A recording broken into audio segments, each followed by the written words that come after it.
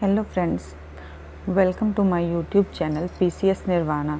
हम लोगों ने यहाँ पर बीपीएससी, यूपीपीसीएस और आरओ की तैयारी कर रहे हैं।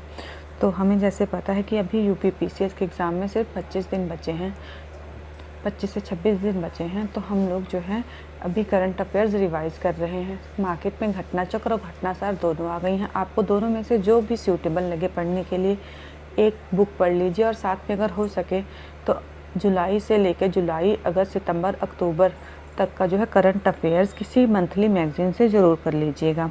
तो हम लोगों ने कल से जो है करंट अफेयर्स की 2020 सीरीज़ शुरू की है, जिसमें हम कोशिश करते हैं कि 20 मिनट में 20 क्वेश्चंस जो कि बहुत ही मोस्ट इम्पॉर्टेंट हैं उनको कर लिया जाए और उनकी रिवीज़न होती रहे। और उनको इस वीडियो को बार बार देखने से हमें उनकी रिवीज़न करने में आसानी होगी। तो आप प्लीज़ मेरी वीडियो को एंड तक देखें और करंट अफेयर्स जो है अपना उसको स्ट्रॉन्ग पॉइंट बनाएं। करंट अफेयर्स जो है एक बहुत ही इम्पॉर्टेंट पार्ट है किसी भी पेपर का। तो करंट अफेयर्स के बिना जो है हमें एग्ज़ाम क्रैक करने में मुश्किल होगी। तो इसीलिए हम जो है ज़्यादा टाइम नहीं लगाएंगे स्टार्ट करने में या इधर उधर की बातें करने में। तो सीधे हम लोग अपने क्वेश्चंस पे चलते हैं। तो हमारा आज का पहला क्वेश्चन है, हाल ही में किसे रेलवे बोर्ड का नया अध्यक्ष एवं मुख्य कार्यकारी अधिकारी नियुक्त किया गया है? तो इसके ऑप्शंस हैं जया वर्मा, सुनील कुमार, राजेश सिंह या फिर सतीश कुमार जी को। तो हमें पता है कि इससे पहले जो है जया वर्मा जो है वो रेलवे बोर्ड की अध्यक्ष थी और इनके स्थान पर अभी सतीश कुमार जी को, यानी कि ऑप्शन डी, सतीश कुमार को रेलवे बोर्ड का नया अध्यक्ष एवं मुख्य कार्यकारी अधिकारी नियुक्त कर दिया गया है और इन्होंने जया वर्मा का स्थान लिया है। हमारा नेक्स्ट क्वेश्चन है, हाल ही में किसे संतोकाबा मानवतावादी पुरस्कार प्रदान किया गया है? तो 2024 में ये पुरस्कार किसको प्रदान किया गया है? ऑप्शंस हैं गौतम अडानी को, रतन टाटा को, शिव नाडार को या फिर मुकेश अंबानी को। तो इसका राइट आंसर क्या होगा? इसका राइट आंसर है ऑप्शन सी, शिव नाडार। शिव नाडार को जो है संतोकाबा मानवतावादी पुरस्कार प्रदान किया गया है। नेक्स्ट हमारा क्वेश्चन है, आप अपनी कॉपी पे अपने आंसर्स लिखते जाइए और एंड में जो है अब वीडियो के लास्ट में कमेंट करके ज़रूर बताइएगा कि आपके 20 में से कितने क्वेश्चन सही हुए। नेक्स्ट हमारा है क्वेश्चन, ऑस्ट्रेलियाई ओपन 2024 पुरुष एकल का खिताब, सॉरी यहाँ किताब लिखा गया है, खिताब आएगा, खिताब किस निम्नलिखित में से किस खिलाड़ी ने जीता है? तो ये जो ऑस्ट्रेलियाई ओपन है, विंबलडन है, फ्रेंच ओपन है और यूएस ओपन है। ये हमारे लिए बहुत ही स्पोर्ट्स के सेक्टर में से सबसे इम्पॉर्टेंट क्वेश्चन इन्हीं में से बनते हैं, तो इनको जो है रटना बहुत ही ज़रूरी है। तो ऑस्ट्रेलियाई ओपन 2024 पैरा पुरुष एकल का खिताब किस खिलाड़ी ने जीता है? ऑप्शन हैं option A Daniil Medvedev, option B Rafael Nadal, option C Novak जोकोविच या फिर ऑप्शन डी जेनिक सिनर ने। तो इसका राइट आंसर क्या होगा? इसका राइट आंसर है ऑप्शन डी, जेनिक सिनर ने। जेनिक सिनर इटली के हैं और इन्होंने अपना पहला ग्रैंड स्लैम खिताब जीता है। वहीं पे अगर पूछा जाए कि महिला की श्रेणी में ये खिताब किसने जीता है, तो महिला की श्रेणी में ये खिताब जीता है आर्यन सेबालेंका ने, जो कि बेलारूस की हैं। तो पुरुष एकल में जेनिक सिनर इटली के, उन्होंने जीता है और महिला में आर्यन सेबालेंका ने जीता है, जो कि बेलारूस की हैं। ये भी क्वेश्चन पूछा जा सकता है कि आर्यन सेबालेंका या फिर जेनिक सिनर हैं वो कहाँ से बिलोंग करते हैं, तो इसलिए इनके जो है कंट्री को याद करना भी हमारे लिए इम्पॉर्टेंट है। ऐसा ही एक क्वेश्चन 2022 या फिर 23 में पूछा जा चुका है। नेक्स्ट हमारा क्वेश्चन आ जाता है, पेरिस पैरा ओलंपिक 2024 में निम्नलिखित में से किस खिलाड़ी ने भारत की तरफ से स्वर्ण पदक नहीं जीता है? तो हमें नहीं पे फोकस करना है कि किसने नहीं जीता है। पेरिस पैरा ओलंपिक्स हमारे लिए इम्पॉर्टेंट है, उसमें जितने भी प्लेयर्स ने स्पेशली गोल्ड मेडल जीता है उनका नाम ज़रूर है, हमें ज़रूर से याद रखना है और वो किस खेल से बिलोंग करते हैं ये भी याद रखना है, क्योंकि उसको आयोग जो है मिलान के तौर पे दे सकता है। तो इसके ऑप्शंस हैं option A Navdeep Singh, option B है प्रवीण कुमार, ऑप्शन सी है हरविंदर सिंह या फिर ऑप्शन डी है प्रीति पॉल। तो इसका राइट आंसर क्या होगा? इसका राइट आंसर है ऑप्शन डी, प्रीति पॉल। प्रीति पॉल जो है उन्होंने ब्रॉन्ज मेडल जीता है, ना कि गोल्ड मेडल, और ये 100 मीटर रेस में ब्रॉन्ज मेडल जीतने वाली पहली भारतीय धावक हैं। उसी तरीके नवदीप सिंह, अब हम देख लेते हैं कि ये कौन से खेल से बिलोंग करते हैं। नवदीप सिंह हैं जेवलिन थ्रो से, प्रवीण कुमार हैं हाई जंप से, और हरविंदर सिंह ने जीता है आर्चरी में। तो ये हमारे मैचिंग करने के लिए दे सकते हैं, इसलिए इनके खेल याद रखना इम्पॉर्टेंट है। नेक्स्ट हमारा क्वेश्चन आ जाएगा, निम्नलिखित में से किस तिथि को प्रत्येक वर्ष विश्व मरुस्थलीकरण और सूखा रोकथाम दिवस मनाया जाता है। ऑप्शंस हैं 17 मई, अच्छा ये इसमें जो है ऑप्शंस गलत हो गई हैं, इसमें जून का महीना आएगा। तो हमारे ऑप्शन है 17 मई, 17 जून, 18 जून, 17 जून या 16 जून। तो इसका राइट आंसर होगा ऑप्शन सी 17 जून। ये एक इम्पॉर्टेंट डेज में से है, विश्व मरुस्थलीकरण और सूखा रोकथाम दिवस, और ये 17 जून को मनाया जाता है। नेक्स्ट हमारा क्वेश्चन है, रणजी ट्रॉफी 2024 का विजेता निम्नलिखित में से कौन सी टीम रही। ऑप्शंस हैं मुंबई, विदर्भ, हिमाचल प्रदेश या फिर रेलवे। तो इसका राइट आंसर हो जाएगा ऑप्शन ए मुंबई। मुंबई ने जो है रणजी ट्रॉफी जीती है, और इन्होंने किसको हराया है, तो इन्होंने विदर्भ को हराया है। मुंबई ने विदर्भ को हरा के रणजी ट्रॉफी 2024 का खिताब अपने नाम कर लिया है। नेक्स्ट हमारा क्वेश्चन है, अगस्त 2024 में निम्नलिखित में से वक्फ संशोधन विधेयक 2024 के लिए गठित की गई संसदीय समिति का अध्यक्ष किसे नियुक्त किया गया है। तो जो है इस वक्फ संशोधन विधेयक लाया गया है संसद में, और इसके लिए एक संसदीय समिति का गठन किया गया है, और इसका अध्यक्ष किसको नियुक्त किया गया है। ऑप्शंस है Arun Bharti, option B Anurag Thakur, option C है जगदम्बिका पाल, या फिर ऑप्शन डी है अमित शाह। तो आपने अपना आंसर सोच लिया होगा होपफुली। तो इसका राइट आंसर है ऑप्शन सी जगदम्बिका पाल। जगदम्बिका पाल की अध्यक्षता में एक संसदीय समिति का गठन किया गया है वक्फ संशोधन विधेयक के ऊपर पड़ताल करने के लिए, जांच पड़ताल करने के लिए। नेक्स्ट हमारा क्वेश्चन है, हाल ही में किसे अंतर्राष्ट्रीय हॉल ऑफ फेम में शामिल किया गया है। तो हॉल ऑफ फेम में शामिल किए 2 भारतीय टेनिस प्लेयर्स जो हैं उनको हॉल ऑफ फेम, अंतर्राष्ट्रीय टेनिस हॉल ऑफ फेम में शामिल किया गया है। तो वो 2 प्लेयर कौन से हैं, क्या वो लिएंडर पेस और महेश भूपति हैं, या फिर रोहन बोपन्ना और विजय अमृतराज हैं, या फिर विजय अमृतराज और लिएंडर पेस हैं, या फिर महेश भूपति और रोहन बोपन्ना हैं। तो आपको क्या लगता है इसका आंसर क्या होगा। जी बिल्कुल, इसका राइट आंसर है ऑप्शन सी विजय अमृतराज और लिएंडर पेस। विजय अमृतराज और लिएंडर पेस को हाल ही में अंतर्राष्ट्रीय टेनिस हॉल ऑफ फेम में शामिल किया गया है। नेक्स्ट हमारा क्वेश्चन है, अल नगाह सैन्य अभ्यास भारत निम्नलिखित में से किस देश के साथ मिलकर आयोजित करता है। तो अल नगाह एक सैन्य अभ्यास है, और ये भारत और एक और देश के बीच में होता है। तो वो देश कौन सा है, वो देश, क्या वो देश ओमान है, या फिर कतर, या फिर ब्रिटेन, या फिर सऊदी अरब। तो इसका राइट आंसर क्या होगा। जी बिल्कुल, इसका राइट आंसर है ऑप्शन ए ओमान। ओमान के साथ भारत अल नगाह नामक सैन्य अभ्यास करता है। इसी के साथ एक और अभ्यास ओमान के साथ भारत करता है जिसका नाम है ईस्टर्न ब्रिज। तो ईस्टर्न ब्रिज और अल नगाह दोनों सैन्य अभ्यास भारत जो है ओमान के साथ करता है, और अल नगाह इस बार जो है ओमान में ही आयोजित किया गया था। नेक्स्ट हमारा क्वेश्चन है, क्वेश्चन नंबर 10, विश्व भविष्य ऊर्जा शिखर सम्मेलन 2024 कहाँ आयोजित हुआ है। ऑप्शंस हैं A Vienna Austria, option B Amsterdam Netherland, option C Abu Dhabi संयुक्त अरब अमीरात, या फिर ऑप्शन डी नई दिल्ली भारत। तो 2024 में विश्व भविष्य ऊर्जा शिखर सम्मेलन का आयोजन हुआ है, और ये आयोजन कहाँ हुआ है। जी ऑप्शन, इसका राइट आंसर है ऑप्शन सी अबू धाबी संयुक्त अरब अमीरात में। संयुक्त अरब अमीरात में विश्व भविष्य ऊर्जा शिखर सम्मेलन का आयोजन किया गया है।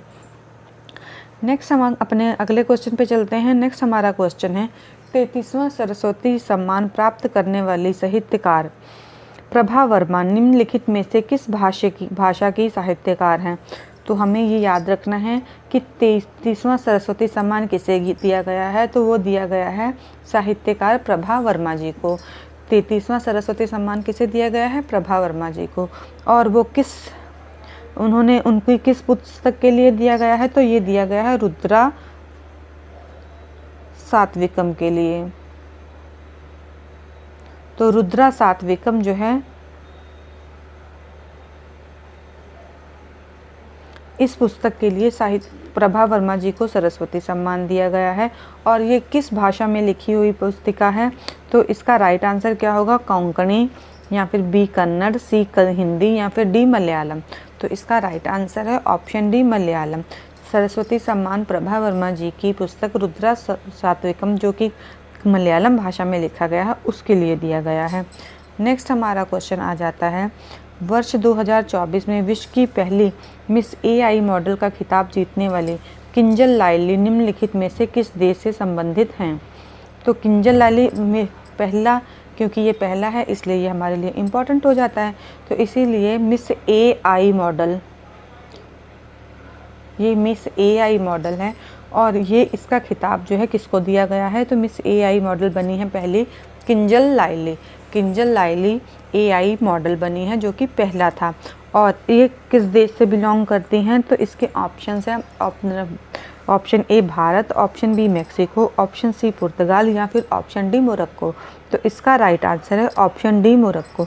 तो मिस AI मॉडल का खिताब जो है किंजल लाइली ने जीता है और वो मोरक्को देश से बिलोंग करती हैं।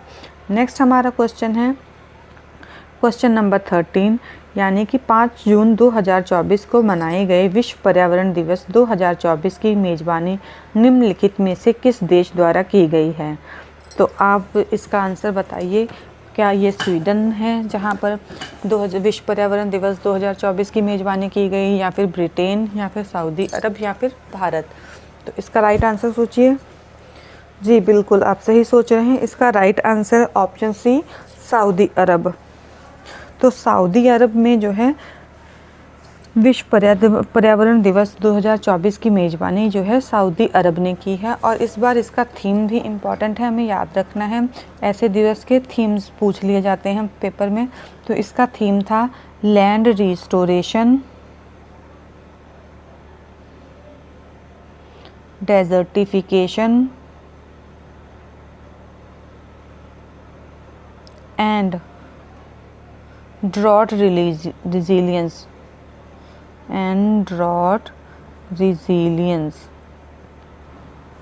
तो 5 जून 2024 को विश्व पर्यावरण दिवस मनाया जाता है और इस बार इसकी मेज़बानी की थी सऊदी अरब ने।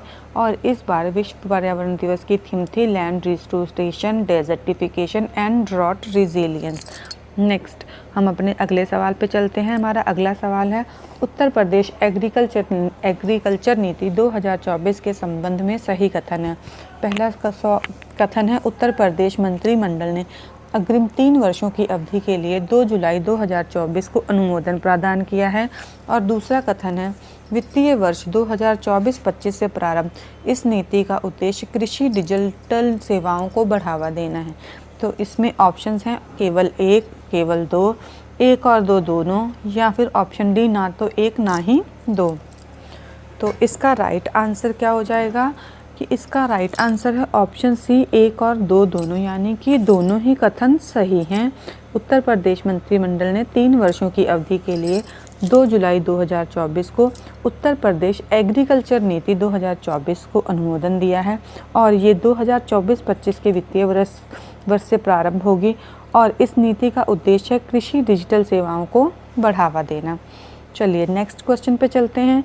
नेक्स्ट क्वेश्चन है हमारा क्वेश्चन नंबर 15, उत्तर प्रदेश सरकार द्वारा प्रारंभ किए गए मित्र वन पहल के संबंध में सही कथन है।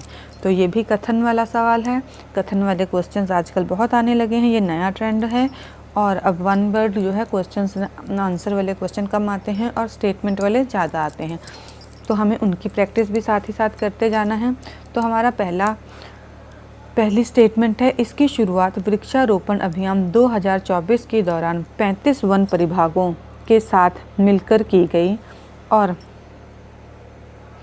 ऑप्शन 2 है, इस पहल का मुख्य उद्देश्य बुंदेलखंड क्षेत्र में 35 करोड़ पौधे लगाना है। तो हमें इसमें सही कथन चुनना है। तो इसमें क्या केवल एक कथन सही है, केवल दो कथन सही है, एक और दो दोनों कथन सही हैं, या फिर ऑप्शन डी ना तो एक और ना ही दो कथन सही है। तो इसका राइट आंसर क्या होगा? इसका राइट आंसर है ऑप्शन ए, केवल एक, यानी कि पहली स्टेटमेंट हमारी सही है, जिसमें कहा गया है कि वृक्षारोपण अभियान 2024 के दौरान 35 वन प्रभागों के साथ मिलकर की गई है। लेकिन ऑप्शन दो, जिसमें लिखा गया है कि मुख्य उद्देश्य बुंदेलखंड क्षेत्र में 35 करोड़ पौधे लगाना है, तो ये ऑप्शन हमारी गलत है। मित्र वन कहाँ पर लगाए जा रहे हैं? ये नेपाल के सीमावर्ती इलाकों में लगाए जाएंगे। नेपाल के जो सीमावर्ती ज़िले हैं उत्तर प्रदेश के, वहाँ पर जो पौधे लगाए जाएंगे उस पहल का नाम दिया गया है मित्र वन पहल। तो चलिए नेक्स्ट क्वेश्चन पे चलते हैं। नेक्स्ट क्वेश्चन हमारा है, अंतर्राष्ट्रीय सौर गठबंधन द्वारा निम्नलिखित में से किस स्थान पर पहला अंतर्राष्ट्रीय सौर महोत्सव 2024 आयोजित किया गया है? यानी अंतर्राष्ट्रीय सौर गठबंधन भारत और फ्रांस ने मिलकर किया था पेरिस समझौते COP15 में, जहाँ वो पेरिस में हुआ था वहाँ पर बनाया गया था, और इसका मुख्यालय गुरुग्राम हरियाणा में है। इसका हेडक्वार्टर कहाँ पे है? इसका हेडक्वार्टर गुरुग्राम हरियाणा में है। और इसने जो है इस साल पहला अंतर्राष्ट्रीय सौर महोत्सव आयोजित किया है। तो ये अंतर्राष्ट्रीय सौर महोत्सव कहाँ पर आयोजित किया गया है? इसके ऑप्शन है, option A Paris France, option B Gurugram Haryana, या फिर ऑप्शन सी नई दिल्ली में, या फिर ऑप्शन डी संयुक्त अरब अमीरात में। तो इसका राइट आंसर है ऑप्शन सी नई दिल्ली में, यानी कि पहले अंतर्राष्ट्रीय सौर महोत्सव का आयोजन नई दिल्ली में किया गया है। नेक्स्ट क्वेश्चन पे चलते हैं। नेक्स्ट क्वेश्चन है हमारा, मानव विकास रिपोर्ट 2023-24 के संदर्भ में कौन सा कथन सही नहीं है? पहला कथन है, इसे संयुक्त राष्ट्र विकास कार्यक्रम द्वारा जारी किया जाता है। और दूसरा क्वेश्चन है, सूचकांक के इस संस्करण में 3 स्थान प्राप्तकर्ता देश स्विट्जरलैंड, नॉर्वे और फिनलैंड हैं। तो इसमें जो है पहला ऑप्शन है केवल एक, केवल दो, एक और दो दोनों, या फिर ना तो एक और ना ही दो। तो इसका राइट आंसर क्या होगा? इसका राइट आंसर है ऑप्शन केवल, अच्छा इसमें हमने कौन सा सही नहीं है, हमने पहचानना है कि कौन सा सही नहीं है। तो इसमें जो स्टेटमेंट 2 है वो हमारी स्टेटमेंट सही नहीं है, यानी कि वो स्टेटमेंट गलत है, और जो पहली स्टेटमेंट है वो सही है। तो इस हिसाब से हमारा आंसर आ जाएगा ऑप्शन बी केवल 2, यानी कि स्टेटमेंट 2 गलत है। तो इसका जो है मानव विकास रिपोर्ट 2023-24 किसने रिलीज़ की है? संयुक्त राष्ट्र विकास कार्यक्रम द्वारा, यानी कि UNDP के द्वारा रिलीज़ की जाती है, यूनाइटेड नेशन डेवलपमेंट प्रोग्राम के द्वारा। और इसमें जो प्रथम 3 स्थानकर्ता देश है वो है, पहले नंबर पर स्विट्ज़रलैंड है, दूसरे नंबर पर नॉर्वे है, और तीसरे नंबर पर फिनलैंड की जगह आइसलैंड है। तो हमें जो है एग्जामिनर ऐसे क्वेश्चंस में फंसाने की कोशिश करता है, इसीलिए हमने मिनिमम टॉप 5 तक जो है किसी भी इंडेक्स के टॉप 5 जो हैं उनको याद रखना है, और बॉटम में याद रखना है कि सबसे नीचे कौन है, और इंडिया का रैंक याद रखना है। चलिए नेक्स्ट क्वेश्चन पे चलते हैं। क्वेश्चन नंबर 18 है, उत्तर प्रदेश में मुख्य हरित सड़क पर एवं संरचना विकास योजना के तहत राज्य की पहली एकीकृत हरित सड़क कहाँ बनाई जाएगी? ऑप्शंस हैं, option A Prayagraj, option B Ayodhya, option C Meerut, या फिर ऑप्शन डी लखनऊ में। तो इसका राइट आंसर है ऑप्शन सी मेरठ में। उत्तर प्रदेश में जो है हरित सड़क पर संरचना विकास योजना के तहत जो पहली हरित सड़क बनाई जाएगी, एकीकृत इंटीग्रेटेड ग्रीन रोड वो बनाई जाएगी मेरठ में। चलिए नेक्स्ट क्वेश्चन पे, क्वेश्चन नंबर 19 पे। क्वेश्चन नंबर 19 क्या कह रहा है कि क्वेश्चन नंबर 19 कहता है कि हाल ही में जारी कृत्रिम बुद्धिमत्ता तैयारी सूचकांक 2024 के संदर्भ में सही कथन क्या है? तो इसमें भी हमें सही कथन पहचानना है। तो पहला कथन है, इसे अंतर्राष्ट्रीय मुद्रा कोष द्वारा जारी किया जाता है, यानी कि IMF इंटरनेशनल मॉनेटरी फंड के द्वारा। और दूसरा कहता है कि सूचकांक में सिंगापुर को शीर्ष स्थान और भारत को 72वां स्थान प्राप्त हुआ है। तो क्या इसके पहले सिर्फ एक स्टेटमेंट करेक्ट है, या फिर केवल 2 करेक्ट है, या फिर ना तो एक और दो दोनों करेक्ट हैं, या फिर ना तो 1 और ना ही 2। तो इसका राइट आंसर क्या हो जाएगा? इसका राइट आंसर है ऑप्शन सी 1 और 2 दोनों, यानी कि इस क्वेश्चन में दी गई दोनों स्टेटमेंट्स सही हैं। पहली स्टेटमेंट यानी इसे अंतर्राष्ट्रीय मुद्रा कोष इंटरनेशनल मॉनेटरी फंड IMF के द्वारा रिलीज़ किया जाता है, और दूसरा कि इसमें जो है सिंगापुर को शीर्ष स्थान मिला है और इंडिया को 72 रैंक मिला है। AI तैयारी प्रिपेयर्डनेस इंडेक्स में जो है इंडिया को 72 रैंक मिला है। नेक्स्ट क्वेश्चन पे चलिए। नेक्स्ट क्वेश्चन हमारा क्या कह रहा है कि हमारा आज का लास्ट क्वेश्चन है। अगर आप लोगों को मेरी वीडियो अच्छी लगी हो तो प्लीज़ वीडियो को लाइक कीजिएगा, चैनल को सब्सक्राइब कीजिएगा और अपने दोस्तों के साथ शेयर कीजिएगा ताकि इसका फ़ायदा वो भी ले सकें। चलिए, तो लास्ट क्वेश्चन है हमारी, शेपिंग द सेमीकंडक्टर फ्यूचर विषय के साथ निम्नलिखित में से किस स्थान पर सेमिकॉन इंडिया 2024 का आयोजन किया गया था? सेमिकॉन इंडिया 2024 का आयोजन कहाँ पर किया गया है? तो ऑप्शंस हैं, option A Bhubaneswar, option B Gandhinagar, option C Bengaluru या फिर ऑप्शन डी ग्रेटर नोएडा। तो शेपिंग द सेमिकॉन इंडिया 2024 का आयोजन किया गया था ऑप्शन डी ग्रेटर नोएडा में, और इसका थीम था शेपिंग द सेमीकंडक्टर फ्यूचर। तो आज के हमने अपने टॉप 20 क्वेश्चंस कर लिए हैं। हम अगले 20 दिन, आने वाले 20 दिनों में ऐसे ही रोज़ एक वीडियो में 20 क्वेश्चंस करते रहेंगे, जिससे हमें जो है हमारे मोस्ट इम्पॉर्टेंट फैक्टर्स हैं वो रिवाइज़ होते रहेंगे। और अगर आपको मेरा चैनल, प्लीज़ वीडियो लाइक कर दीजिएगा और अपना जो है स्कोर ज़रूर कमेंट करिएगा ताकि पता चल सके कि आपकी तैयारी कैसी चल रही है। जब आप टेस्ट लगाते हैं तो आपको अपनी तैयारी का सही से अंदाज़ा लगता है। तो इसी के साथ हम आज जो है आपसे विदा लेते हैं और मिलते हैं नेक्स्ट वीडियो में।